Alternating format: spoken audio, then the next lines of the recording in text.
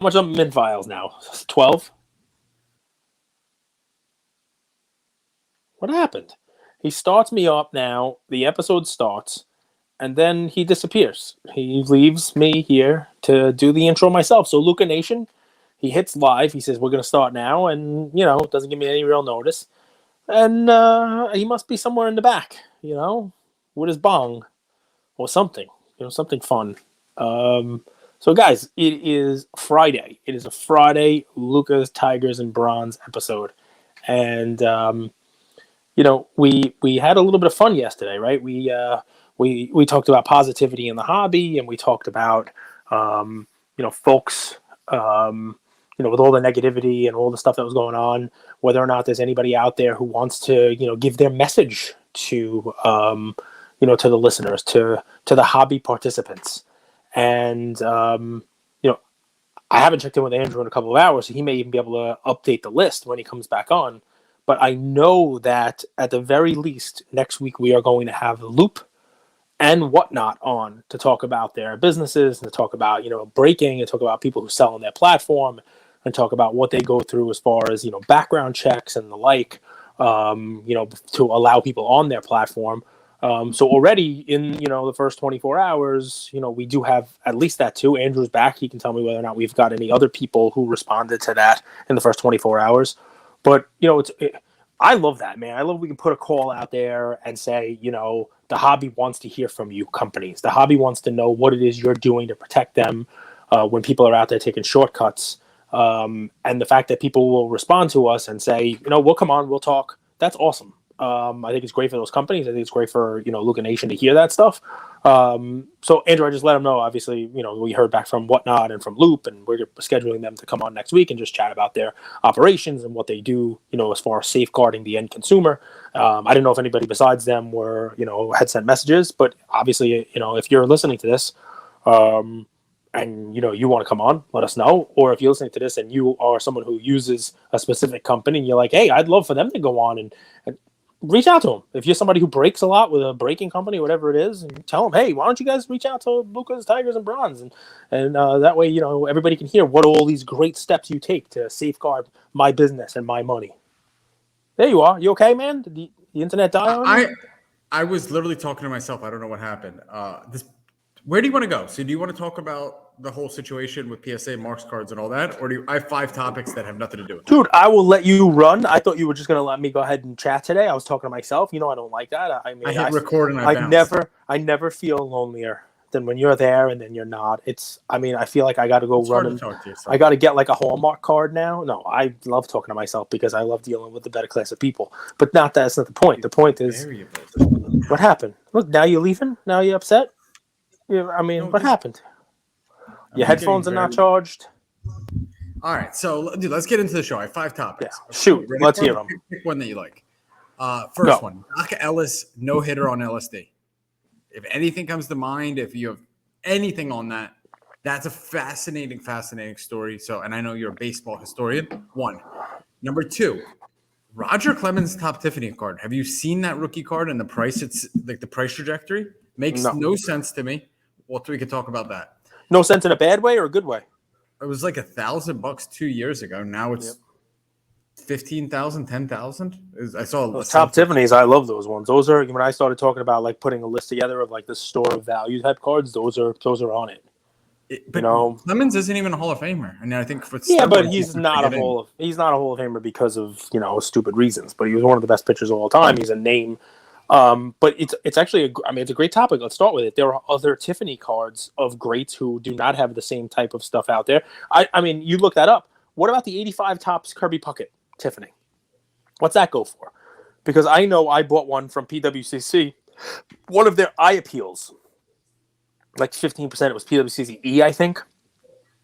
I bought one of their eye appeal ones, and it was $1,000. But we're talking about like buying this back in like 2018. I can go get it. It's on my Christmas tree that Andrew thought was stupid looking.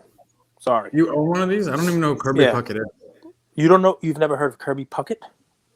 For real? I've heard that name, but I don't know like anything about him. But your guidance was Clemens isn't the Hall of Famer. Puckett is. You've heard of Clemens and you haven't heard of Kirby Puckett. So the Hall of Fame is not It doesn't mean everything. I guess. Card ladder doesn't have the Topps Tiffany card. Oh, card ladder, what a fail. They have a select amount of cards, but the cards they have, they know them very well, and they can track, recent comps and all that stuff. Okay, so you want to go with that. Let me finish my 5. So just to stay on it. Yep. Sure. Anthony Edwards, his silver Prism PSA 10 is a third of the price of LaMelo, similar pop. Chris Paul for MVP, question mark. And then in baseball, how come Bowman prospect cards are so much more revered than like rookie patch autos of similar players? The one that came to mind is like a Bryce Harper. There's a beautiful patch auto of his for. But what patch auto? I'll pull it up. So okay. Anything stick out there? Also, yeah, man. I like the Clemens one. I like the RPAs versus Bowman. Prospects. I like that one definitely. We can talk about it. Let's see how many we can get to. Okay. You got it, brother. I'd be curious about your Harper. I'll tell you what my thought is on that. I mean, are you eating dog for dinner? Like, what's going on over there? Is it like is his bro from the kitchen cooking dog? Is that one of his ladies? What's going on over there? It's like normally it's me with the background noise. You got like a little yappy puppy over there. Oh, now he left again. This is the episode of Andrew leaving. Relax, Cage. It's okay. He likes to leave. He likes to leave, guys, and it happens. It's okay. He just disappears. It's okay. But at least you killed the dog, so it doesn't make any more noise. Wonderfully done. I love it. Nice the timing of all that was a little bit crazy. You made the sacrifice, and I love it. I absolutely love it. Well, we only have like motorcycles here, Vespas, so we can't really go grocery shopping. It's a pain in the ass. So sometimes we order grocery delivery. So you got a dog delivered?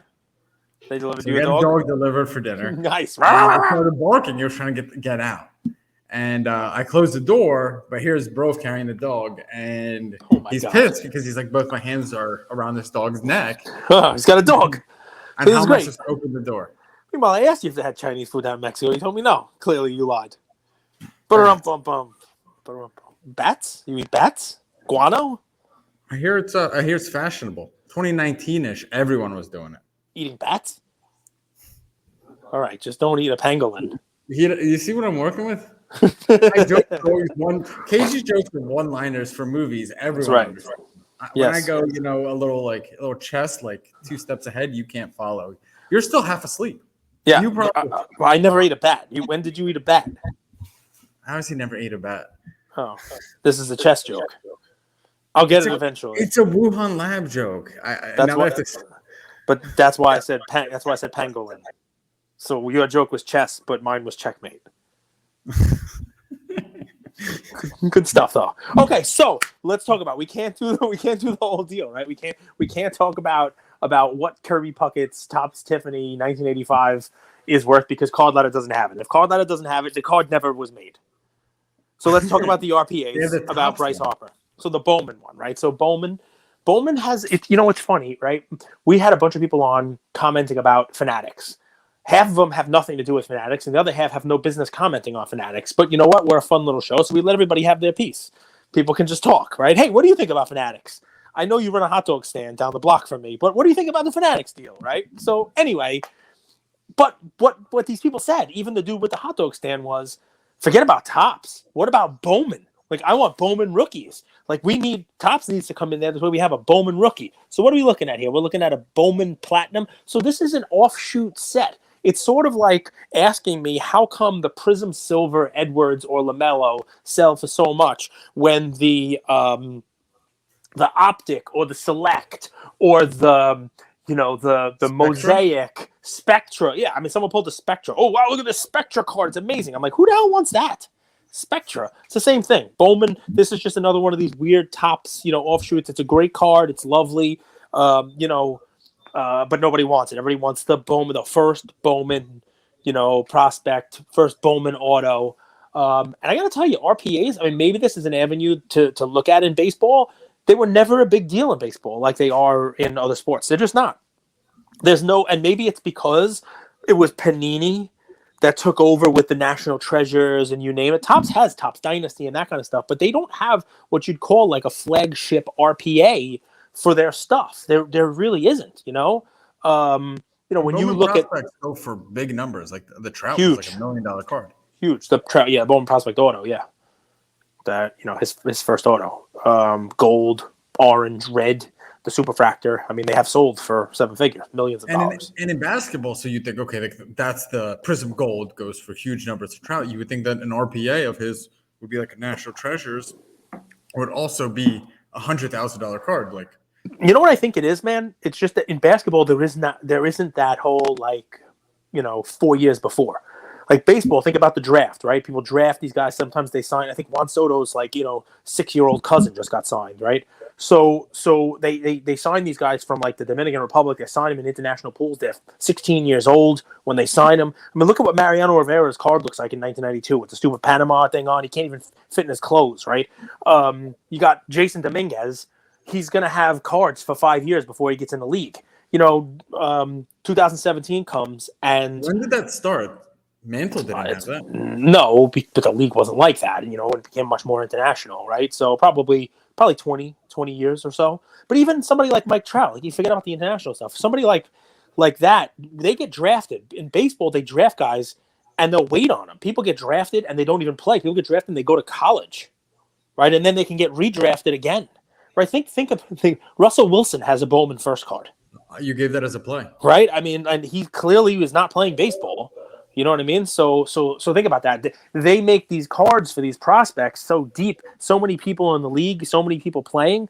The other leagues don't have that. NBA, right? There's only 5 players who start on a team, 30-something teams, only 150 players. The Yankees may have 150 players in their system. And more players come up every year. I'm talking about the minor leagues, right? So AAA, AA, you name it. It's a completely different. It's kind of closer to soccer, actually. Yeah. Like you have to rise through the ranks. And soccer collectors would tell you that, yes, that and we've had LAFC Gunnar on here telling you that it's like prospecting. And that if you watch the guys who move up the ranks, you can find that next player. You can find that next person the same way Bowman prospecting is. So, yeah, I mean, it's funny. I will tell you that the Bowman first card, it's almost like the card that you want to be in when you want that. Remember, we talk about not just knowing the guy, like being right about the guy. Right, if you happen to have that Bowman first, it's like you knew because you were on it when his first card came out. What's up? And you have to be patient too. Yeah, which I'm not. You know that I'm the worst. I'm the opposite of patient. I'm the opposite of patient. We're working on it, Keith. But listen, man, it's entirely stressful. Just so you know, I don't know that this is a play per se, right? But it is a great segue right now to go into this story, right? Because baseball, I'm not saying it's easy to get into the NBA. I'm not saying it's easy to get into the NFL, right? I'm just saying baseball is an interesting sport, right? It's very hard to do. It's very hard to get into. It's very hard to get up for a cup of coffee in the majors. There have been movies made about it. I mean, the whole premise of Bull Durham is a guy who's about to set the major league record of home runs in the minors, and then he got up for a cup of coffee. It's a crazy thing, right? So you know what? You have 5 topics. We've addressed a couple of them, and some of them I don't think I even know anything about. I don't know whether this becomes a play, guys, but maybe it's a story for you guys today, right? So in Major League history, 154 position players finished their professional career with just 1 plate appearance. Right? So we talk about how crazy it is that these prospects, what makes prospecting nuts is that there's no guarantee that the person you're buying is even going to get up to the league. And then if they do get up to the league, who knows what they're going to do? There are 154 people who got up and just got to the plate once, right? One time. Of those 154, 16 of them got a hit. It's like Moonlight Graham. You know who Moonlight Graham is? Right? He wants to get up there and wink at the pitcher. He never got that at bat. No? Archibald Moonlight Graham, you don't know who that is? Anyway, of the 16 people who got 1 at bat and 1 hit, 5 of them are living. Call them baseball's 1-hit wonders. Do you know Jeff Bannister? Yeah, right? he's the guy that ran the 4-minute mile. Yeah, great. Obviously, more common name than we'd like. Jeff Bannister. Let's take it back to 1991, right? Jeff Bannister. He's in Texas, recently married, right? Hardly any money because minor leaguers don't do anything. And they circled on the calendar July 23rd, on the team calendar. He said, all right, you know what? They weren't making any money. His wife's a teacher, mortgage payments, all that fun stuff. Their marriage is going to be long distance for the duration of the 1991 season, unless he can make it up to the big leagues by July 23rd. If I make it to the big leagues, the Pirates are going to be in Houston that day, and that's where you can come and see. They both had a big chuckle about it, you name it. But, it wasn't until July 22nd, Terry Collins, who you've heard of, that same Terry Collins, people who are in baseball for life. Terry Collins called him and said, hey, Don Slaught, who was a longtime catcher for Pittsburgh, he's injured. You're coming up. You're going to replace him, right? So here he is, July 23rd, the day he tells his wife he's going to come up there and talk about like a Disney movie type story. But there's layers to it, right? Not only did he call it out at the beginning, he called it a shot. I'm going to be up by July 23rd because that's where you live. You live in Houston. You can come see me play. He was 16 years old, sophomore in high school. 1981, they discovered that his ankle injury that he had while playing baseball wasn't just a nagging ankle injury. It was bone cancer, right? So here's a guy, 16-year-old kid, sophomore in high school, bone cancer. Infection spreads to his knee, and his doctors recommended that he have his lower leg amputated. Okay, so here he is, 16 years old. He says, I'm going to go play baseball. You can't take my leg, right? I'm going to the major leagues. You're not taking my leg away. 7 surgeries between January and July of 1981 saved his leg. And he famously says now that his favorite part of the day is when he gets up in the morning and just puts his feet on the floor, because there were a couple different times when he was told that would never happen for him, right? So that was the first time in Bannister's career that he came back from the dead. Second time was when he was in college, a little-known college called Lee College in 1983. He moved up the third base line to catch a throw toward the plate. When the runner tried to leap over Bannister, the runner's knee hit him square in the head. His body went completely numb. Trauma to his spine and spinal column paralyzed him for a week and a half. His hospital stay stretched for 6 months. When he was finally released, 75 pounds lighter than when he arrived in the hospital, his doctor told him he'll never play ball again. Second time, he's being told he's never going to play baseball again. But by the following spring, not only is he back in uniform, but back behind the plate. Warnings, risks, and I guess sanity be damned. The Pirates took Bannister, who transferred to the University of Houston in the 25th round of the 1986 draft.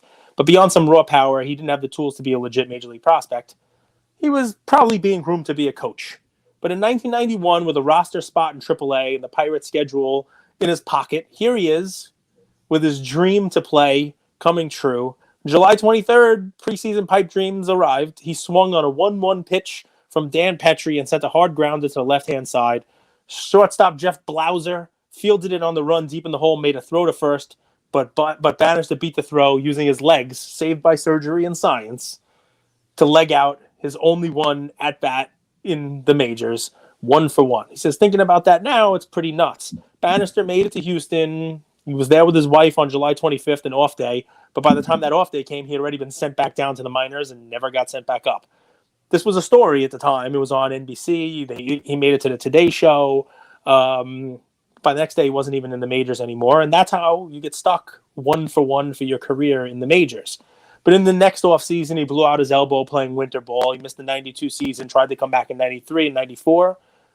And in 2015, he became the manager of the Texas Rangers in a story of perseverance. So, yeah, he was fired by the managers in 2018, but who the heck knows what's going to happen to Jeff Bannister? Now, is there a card play involved here? I doubt it. I wouldn't go tell you to buy a Jeff Bannister card. The guy went 1-for-1 in his career. But important on many, many, many levels. Number one, Bowman prospecting. For every successful Anthony Volpe, or who knows if he's going to be successful, for every Mike Trout, right? There's going to be a Jeff Bannister. There's going to be a million other guys who you might think are going to be somebody, and it takes everything they have, science, surgeries, and you name it, just to get you there to have that one at bat, right? That's what makes baseball a real interesting thing. It makes it a real cool sport. It makes prospecting with Bowman prospects just a different animal, right? You got to have patience. You got to be willing to buy somebody when they're a teenager and sit on that investment, over time. The last Bowman prospect I bought, I remember several years ago, was a kid named Nick Schnell. He was a late first-round pick for the Tampa Bay Rays, and I bought a bunch of his stuff. Bowman first out of 5, Bowman first, the paper out of 5, printing plates, autos, and he has had some tough luck and he's had some injuries. And Tampa Bay is a tough place to come up anyway. They usually have a huge pipeline of prospects in front of you, and he's an outfielder. But who knows? Maybe he'll turn into something. What do you think about Jeff Bannister's story, man? A story of perseverance. One of those cool baseball stories, right? Tough to follow up. That's gets you going, right? Gets you going. Resilience, right? It just kind of puts your trials and tribulations into perspective. I want to talk about Ernie Banks. Nice. Let's play cardboard too. relevant. What's the deal with He's definitely cardboard relevant. He's definitely, but you know what it is? Banks is like Mr. Chicago Cubs, right? So he's got a cool Chicago Cubs, fandom, but he kind of falls a little one step below like your Hank Aaron and that level of guy. But so Banks is awesome. Ernie Banks card, Cage. It's the Cracker Jack card, hand cut card. Not a ton of them out there. And there's what year? 1982 Cracker Jack. Okay. Pretty cool looking card, no? Yeah, I mean, can you zoom in on it? I mean, he was not playing in 1982 anymore. His rookie was 1954. So this is obviously like one of these throwback type of sets. Like Prism plays now, where they'll put a Bill Russell card in the Prism set or a George Mikan card. It's that kind of deal. It's that kind of vibe. Interesting. Yep. So I also went here. There's this Honus. I didn't realize the Cracker Jack set has that much history. Maybe you know something about it. But here's a Honus Wagner Cracker Jack, and it's right now available on Heritage for $17,000. This card, I've been bringing you guys really expensive plays. I just really liked the card. That's cool. Look at the border. What kind of border is that? Like Cracker Jack on the border? Is it like the candy, like caramel corn? That's awesome. Yeah. I've never seen this. It's an $8 card in an SGC. I wonder if this was on the back of a box of Cracker Jacks. Like you had to cut it off on the back. It's hand cut. That's pretty cool. I wonder if there's any like Cracker Jack stains, because the 1914 they were actually inserted in the Cracker Jack, not the 15s. The 15s were done by complete set. You could get them, so not necessarily. That's why the 15s have better condition than the 14s. 14s were actually all inserted into the candy, and that's why you have like caramel stains on some of the cards. I wonder if you have that on these. That's pretty cool, man. It's not bad. So this is actually probably the nicest condition. This is an 88 SGC old slab. It looks beautiful in the tuxedo, I think. And dude, look how sharp the corners are. This is $9. Literally on ComC. That's pretty cool. So I don't know. I brought you guys expensive ass plays the last few days. This one I just thought was cool. You don't get a lot of really good condition. You could see its perforated edges if you zoom in. And there's not a lot of them. This one's in SGC 88, the highest grade. So probably the first person listening will get it. It's $944. But there's quantity. Oh no, it says last one. Okay. There's quantity, but not of this grade. There's a few 60s out there. There's a few raw cards out there. But it's really, really low entry point. I thought it was cool. Listen, very rarely is there a card from the 80s that somebody pulls out that I haven't seen. 82, I was 5 years old, so maybe that's part of it. But that's pretty sweet. I like it. And Ernie Banks, very famous player, very famous Hall of Famer. Great player. Like I said, let's play 2. That was his thing. Go out and let's play a doubleheader. Let's play 2. But if you pull up a 54 tops Ernie Banks PSA 9, now that's a card. That's a card. That's a card. Overshadowed because the 54 top set also has Hank Aaron's rookie in it. I like this. I like this one a lot. I like the picture of the bear. Yeah, little cub. He's a cubby. I mean, look at that card. Look how young he is. Yeah, he looks like a teenager. He's got to be like 16, 17 in here, huh? Young kid. So, Cage, Chris Paul, shoot. I think he should be MVP. Here we are talking about who should be MVP. Chris Paul. So let me tell you the comparison that I think, and it's going to. How about Jokic? Nobody has had a 25-7 season. At some point, don't we have to give it to the best player on the best team?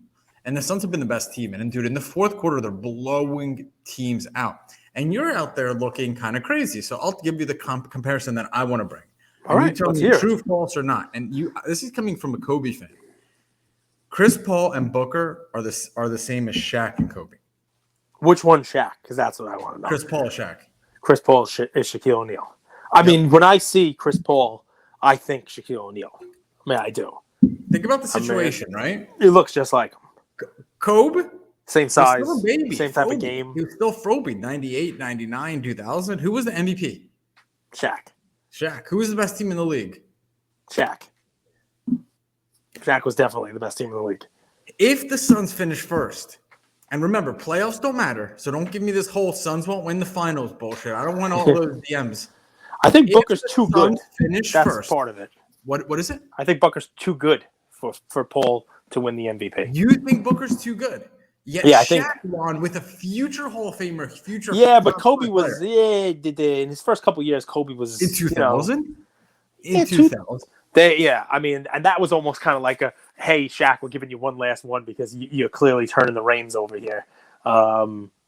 Listen, I get it, and you're right. I mean, obviously there's a history of it, but those guys were so much better than anybody. I mean, they were winning the title, and you kind of knew they were going to win the title. Kobe grew into his own. I mean, Booker was dropping 60 points already, 2 years ago. It seems like Booker's already it should be his team already. And it's kind of not.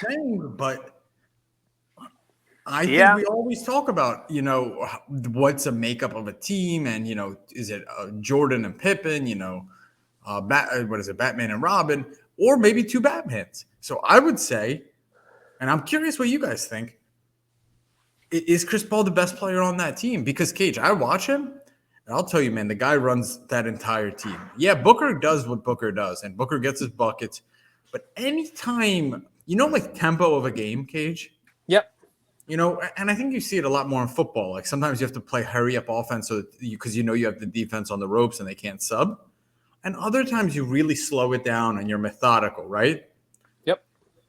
If you guys watch Chris Paul play, and dude, if you guys watch him in the fourth quarter specifically, but his understanding of the game and the tempo, and when to push the ball, there was one play yesterday versus the Mavs, and the Mavs were leading that whole game, Cage. A lot of people might not realize that.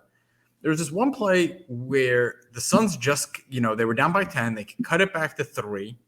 Then the Mavs scored again. It was a 5-point game. And then the Mavs once again scored, and it went to a 7-point game. And there was only 5-6 minutes left. And it was so subtle. But Chris Paul came down. And he's not a big, first-time shoot. He came down. He got his shot. He beat the guy off the dribble, got to his spot, made a bucket. And he kept them within striking distance. And then they go on that run. I love the way that team is built. They're going to be first in the league. I know a lot of people are talking about the Warriors, but Clay's actually a little bit of not a burden, but when you have someone coming off an injury like that, you're going to have to work him into the games. And you could even see, they lost to the Pacers last night. They played the Pistons, even though that game was kind of a blowout. You see they're working their way into form. The Suns are going to be first in the league, man. I really think what we're seeing from Chris Paul is amazing. One guy we have on the Lakers, he's 37, 38 years old, and we're showing his dunks. But then you have this other guy who's right around the same age, Cage, and he's aged like a fine wine. Every single team he's gone to, that offense and that team has gotten better. Every single one, Cage. I mean, listen, they're great, but unfortunately, the two guys who were, and everybody forgets he was 2, the two guys who were 1-2 last year are putting up ridiculous stats. I know you don't love stats, but ultimately stats are points, and points win games when you have more than the other team. But Embiid in 27 minutes had a 50-point, 10-rebound, 3-block game the other night. Jokic had a 49-point game. These are the guys who finished 1-2 last year, and they've improved on their seasons from last year. Now, I understand those teams are not doing great, but you can make an argument that Embiid is doing more with less this year. You can make an argument that with all the drama about Simmons, that team's actually come together, played better, and they're rallying behind him.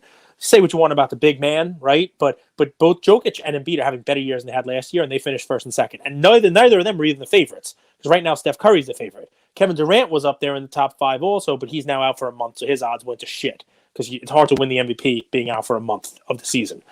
You throw in Ja Morant, you throw in what Giannis is doing, and really the only place that you give Chris Paul the nod in the conversation among any of those 5, right? Because he's not even in the top 5 of odds right now, is that his team is winning.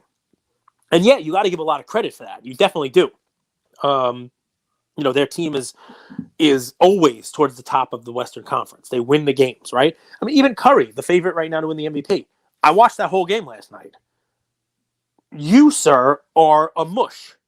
It's coffee cakes time, and we got to lock your ass in the closet while everybody else is shooting dice because you shit on the Pacers and say you can't believe how horrible the Lakers are only a 4-point favorite above them and how their coach is the worst.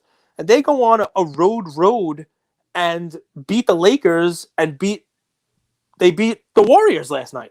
You do understand the difference, right? If you Of course. I'm giving you a shit. I'm giving you a hard time. But I agree, and I bet the Pacers last night. Very intelligent. Nice. So I'm gonna give myself a pat on the back. Very intelligent. I'm very smart and so good. Draymond is super important to that offense. Yep. Equally, I don't want to compare, but he's super important to that offense. He's super important to that defense. Well, you could tell. Look at the first quarter. Goga Batazzi was eating everybody's lunch. You know, you're a dude. Goga's hilarious. But then he got dunked on by a guy who's a foot and a half shorter than him and got in the kid's face. He got in Kevin Looney? face. No, Peyton dunked on him. He always Goga got dunked on like 6 times that game. He was like laying on the ground, rolling.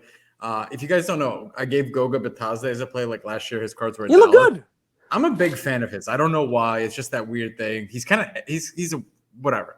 We're all allowed to have those guys we're fans of that it makes no sense. You know, everybody knows I'm a Devontae Graham guy. People just pop into our chats and they say, "Look at this. Whose chart is this, Cage?" And the chart is like this. It's like a cliff falling off, and I'm like, "Oh, it must be Devontae Graham. Otherwise, why would you be sending it to me?" So yeah, it's people. We have the guys we like. It is what it is. Anyway, I'm a mush. Whatever. So you're a mush, yeah. But obviously you're not. If you bet the Pacers last night, you're not a mush. But, I mean, the Pacers talk about a good game. They had their G League squad playing, and they managed to beat the mighty Warriors, in San Francisco. Clay, I feel bad for Clay. I feel bad for Clay because he's got to work. Because you can tell in his brain, every one of the shots is going to go in. But his body's just not there yet. And it'll take him a little while to round into form. His legs aren't under him yet. And you can tell, because if he would have just hit like one of his shots last night, they win the game. You know what I mean? And then he's turning the ball over. I don't know why they put him in the game after not being in the whole fourth quarter. Of course, that's going to happen. The ball finds you. But yeah, I mean, listen, I feel bad for him because you can tell in his mind it's going differently than what his body is allowing him to do after being off the soil. Well, it's one of the blessings of being in second place and so far ahead. You can play Clay and let him, because there's only so much you could play in form and practice, right? Yep. Game speed is very different. So you got to give him those reps. You got to give him those shots. When make or miss, they're the first top 2 seeds in the West. Of course, they want the number 1 seed. Yep. For the Lakers, it's different, man. Lakers are make or break point. Like, they're not even a shoo-in to make the playoffs. And I think if they make the playoffs, the last thing they want to do is meet one of the best 2 teams in the league. I don't think they're a type of 8 seed that can rally around and beat the Suns. I really don't. Yeah. I mean, listen, I love the Paul analogy. I love the Paul discussion. We gave Chris Paul as plays. I've given him as a play. You've given him as a play. I still think he doesn't get the love that he deserves, from a career perspective. I don't think he's the MVP this year. I love the argument. I love the thought process. Obviously, the odds are not there. Vegas is not. I mean, if you really think he's got a shot at it, you should just put some money on it because you can get some real long odds on it. But think about this, Cage. He came to the Suns last year. Mm-hmm. The Suns beat the finals. So here's. But even you, when you said it, don't give me he's not going to win the championship. Why do you think that is? Why do you think that he's just good enough to be the number 1 team during the regular season, but when it's crunch time, he hasn't himself or with any of his teams been able to get over that threshold to win a chip? I mean, well, first off, I don't think his roster's that stacked. Like, I think they have a lot of young guys. It's not. I agree with you. But they're stacked enough to be the number 1 team in the West. For multiple years in a row. 2 years. Yeah, 2 years, multiple. A couple. Multiple, 3 or 5. It's not a few. It's not a few yet. It's a couple. How many? What's a few? Semantics. But did you say a couple is a 3 or 5? No, couple is 2. Okay, couple's 2. Multiple. I said multiple. All right, so it's been ever since he's been there. But yet no one is going to really come on and say, I trust Chris Paul's going to win a championship this year. Like, we can all think of several teams that are going to beat that team. Why is that? That's the knock on him. What comes to mind is he lacks the athleticism and lacks discipline to be so unguardable and unstoppable. I He's very athletic in those commercials. He's very athletic. Like, he can freeze in the air. Like, he's just up there in the air. You know, he's like frozen in the air.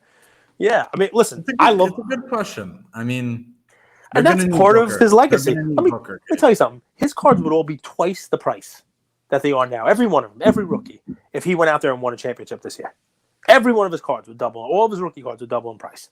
Because that's what's keeping him down. He's instead one of these guys that had a very good career, played really well, has the respect of everyone. He's now at that twilight part of his career. Still playing at a real high level, but he's in the Career Achievement Award category now, not the MVP award category. He's in the everybody loves Chris Paul category. Not. Who could they add? They're not far off, I'll tell you that much, Cage. And it might not even be anyone they need to add a player. If Miles Bridges is 10% better, if DeAndre Ayton is 10% better, if Booker is 10% better, because those are all young guys. Mikal Bridges, yeah. I understand what you're saying. All three of those were drafted by the Suns. If those guys take a step up, because, dude, if you watch the Suns team play like the last 5 to 10 minutes of the fourth quarter, their defense is insane, man. Their defense is locked in, man. Really tough to score against them. I don't know who's able to match up well with them. Huh.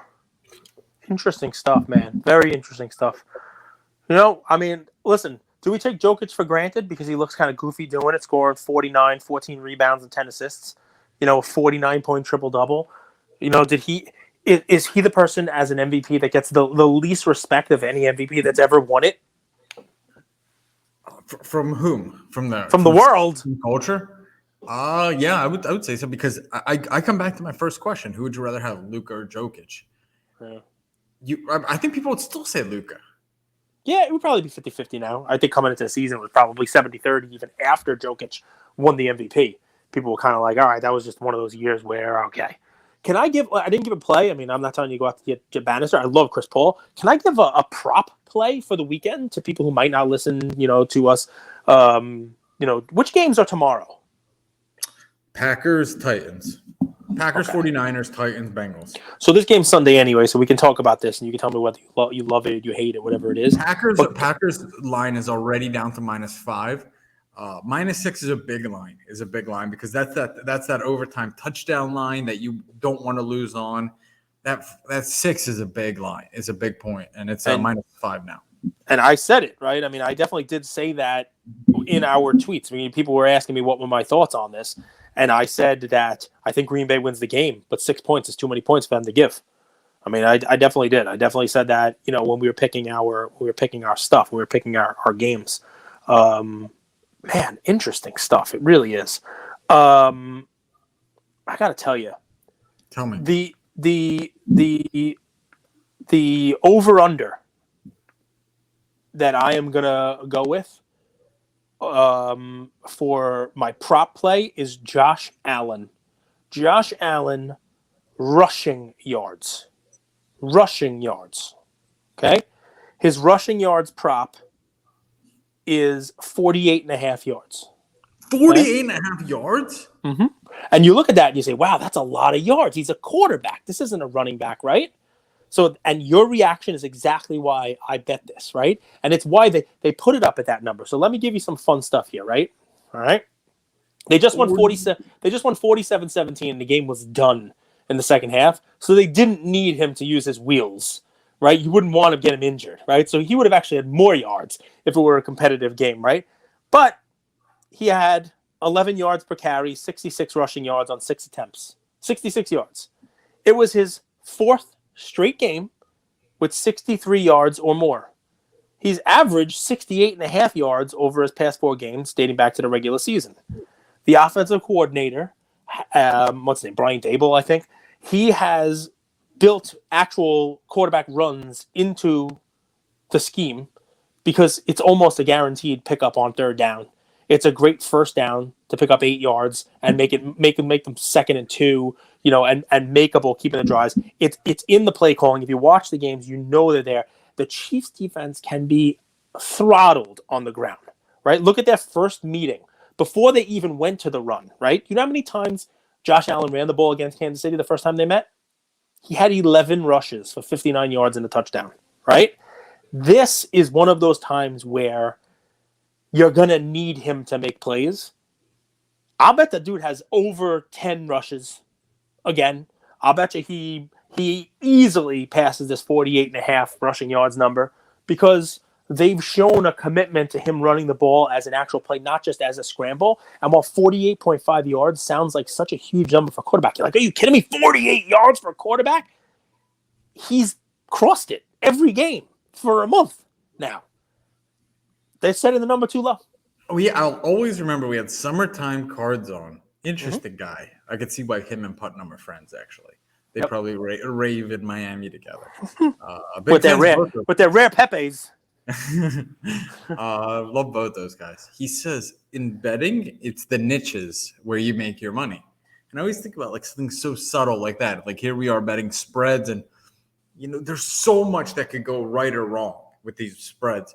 He's out here like Josh Allen, over 48 yards. You hit it in the first half. I imagine he goes on a 50-yard touchdown run. Watch. He'll have a 25-yard. I'll text you guys and be like, told you. 8 times he did it last week. The props are fun, man. Like, we don't have time to do it on our... I used to bet like the over in the game, and I'd be right. And then the fourth quarter comes, and they score like 0 points. And it's like, I mean, remember the Dallas Falcons game? The Dallas Falcons. 41 points at halftime. In the first half. The over-under was 50, and it didn't hit. And they didn't get it, yeah. It was like 52, and they got 10 points in the second half and missed the over-under by a point. I'm like, what the hell is going on here? Instead, you go like you find the right matchup, and you're like, wait, this guy. They've inserted rushing plays into they've played before last 4 weeks. And it's all or nothing, right? They say, hey, there's no tomorrow, right? You got to leave it all out there on the field. This is what this guy does. He leaves it all out there on the field. Like, he's going to go fight for that extra yard, 2 or 7 when he's running the ball, because his running plays, I think, are going to be the difference in this game. Dude, keep waiting. His cards might go pretty weird. They might. If he takes out Mahomes, the cards could get very interesting. Same with Burrow, but I guess Burrow's already steamy. Burrow, I mean, the right cards. That's what it is also, the right cards. You have to have the right cards. I mean, I've seen the same person with an SGC 10 optic hollow Burrow on Twitter begging people to take it off his hands all week. People don't love optic. Even like black velocity, which I love, people don't like that. Yeah, got to have the right card. Right player, right card. It's another thing about modern cards that makes it tougher. I like vintage. You want a Roger Clemens card? Okay, I'll give you the 2 you got to buy, right? You want your 85 tops, and you want your 84 Fleer update set, right? Maybe get a Donruss card in there. Who knows? But here, it's like, is it optic? Is it optic black velocity? Is it the optic hollow? Is it one of the numbered optics? Is it mosaic? Is it the nebula, clebula, whatever it's called now? Yeah, I don't know. There's too many cards for me to keep track of. That's it. So you got Chris Paul for MVP? Chris Paul for MVP. Chris Paul for MVP. I like it. Thanks, Luca Nation. And listen, we just crossed 400,000 listens. Love you guys. Love you for that. I look at that and I'm like, oh my God, what is going on here? That's amazing. Idea. Yeah, let's hear it. I think it's very raw. But as soon as the mint count of the Tigers exceeds our episode count, we're going to cut the mint. And everybody who owns a Tiger, their number will be associated with an episode. All right. It's interesting. I mean, we'll discuss it. I like it. I like what you're thinking. I like you thinking outside the box. I kind of want to keep it going because I also like your other idea, which is if somebody comes on the episode, we give them a Tiger. I kind of think like that's a cool idea. Correct. Yeah. A guest comes on the episode, we give you a Tiger for your episode. It's kind of cool. A little shout out to Buster Scher who does that. But what if we want to do like a free giveaway, right? And like hypothetically, right? Mm-hmm. And we cut them in, you own number, 473. And in that episode, we talk about this card. We choose that's the card that we're going to buy and do for the giveaway. And you get that card. I mean, listen, I like the idea, man. And, everybody basically has some ownership of the episode. It's pretty cool. I like it. For the record, Cage had a really successful NFT exit yesterday. It's just for the record because it's important. And I recommend it was on you. It was completely your call. And then right after my amazing call, which he says, I don't think it's that great of a call. I said, buy this project. This is your Charizard. Your intuition, we Yesterday, all have, you know what's fun? I don't even know which one please you're stop talking cutting about. me off. Because you talked about cut me off. 4. Well, they love me cutting you off. At least the comments they sent to me. They're like, don't even let this dude talk anymore. Just cut him off again. Cut him off before he even speaks. Oh, man. All right. Well, listen, I'll go buy it right now. I feel bad. I'll go buy one right now. It's up 2 ETH from where it was. Fine. I'll buy it right now. I got plenty of ETH. ETH is like $3 now. It's crashed. Like I could just I go sell a Zion base on Star Stock and I get paid for an ETH now. No problem. All set. So the quote, right? Like, the definition of insanity is making the same mistake over and over and expecting a different result. That's true. Your intuition Yes. told you buy the Zard first edition when you first got into the hobby. Yes, and I didn't because it was expensive. And you were right about it. Yeah, I was. Your intuition. Thanks for bringing that up. Your intuition said it. Artifact. My dad died when I was young too. Why don't you start bringing that up? Artifact. Yeah. Nike just bought it. There's That's all true. of these clones, but the pop on the vials, which are like the so don't tell everyone all my secrets. Someone's gonna go buy it. This now. is a 12 ETH. This is $36,000. Yeah, it's kind of true. It's a lot of money. Good for they them. they should just send us the money. That'd be great. So the I'll Codex spend it. got I promise. Listen, you want to talk about NFTs? I got a question for you. What do you think about Top Shot? Is it dead? I think it's dead. Dude, they have way too much supply. So do you remember way back in April or even March, we signed up and we put our emails in. We were like one of the first ones to sign up for the UFC Top Shot. It's called like UFC Strike or something like that. They were calling it, right? So football, I was in beta. So they actually put me like on day 1. I was able to buy football. The first 16 packs, I wasn't able to get one. Pack 17 was $49. I think the best player I got was like your cousin Charles, right? It was no one I ever even heard of. There were no rookies. Uncle Egit was in my pack. And I got garbage. And I will never buy another pack because it sucks. Turns out, today was the first pack release for UFC.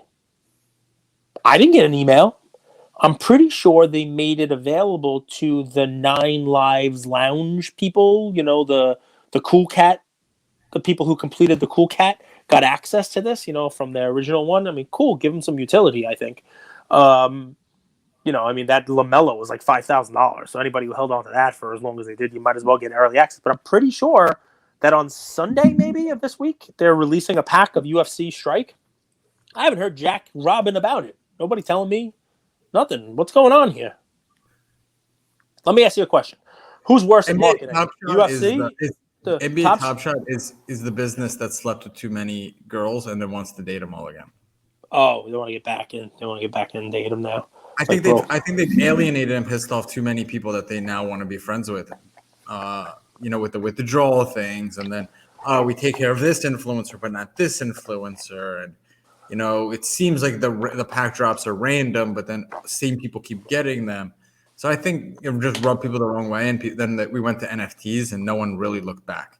Like you see, like the Settlement Clan, they can't even sell their LeBron that they like bought for $1 million. I think he can't even get $100K for it. Who the fuck wants that? I don't think he bought it for $1 million. I think he was trying to say it was $1 million. He paid a lot. I think they might have paid 2, or maybe they paid 100,000, whatever it is. But yeah, I guess they can't get rid of it. No, they've been like a dozen sales in Top Shot for a lot of money. I think I have 2 of the top 10 myself. Yeah, what a waste! It's this chart. Yep. And I mean, none of the guys there even like sports. It's all like these Silicon Valley people, and none of them really were card collectors. And I don't know how they didn't realize that if you have 46,000 LeBron moments and you continue releasing LeBron moments, it's going to devalue. And the people that bought record price LeBron moments, who are your whales, who are the money, you're basically now that they bought it at peak high. They're sitting on its 10% of the value. They can't sell it because they're underwater, and they're not going to reinvest in your platform. So all the moments are like pennies on the dollar to what they were. Listen, let me leave you with something, guys. Don't overthink it, is what Andrew's trying to say. If you believe in something, you think it's right, don't overthink it. And sometimes the general rule can be ignored. So all this year, people have been telling you, don't buy base cards. Get something that's low pop, get something that's numbered, get something that's low pop, get a colored parallel, go with gold, right? Okay. Andrew, can you look up for me on Card Ladder a card? Can you do that, or is everything closed down? Because I'm going to give you one that bucks all the trends and doesn't take any type of a brain on it, right? But it's not something you can buy now. But maybe it's something you could have bought a year ago. So let's go back to January of 2021 and just type in nice, easy, base card, the 2000 Chrome, Bowman Chrome, Tom Brady rookie. There it is, right there. Tell me which one to click. So that's it, just the Bowman right there, Bowman, the top one. This is a BGS 9. So to go get a PSA 10 for me. Your I wish think is my one, command. I think one just sold. I think it might have been in PWCC or whatever it is, right? So if you bought this card in January of last year, it was under $2,000. All right, and what is it at now? Nearly 20.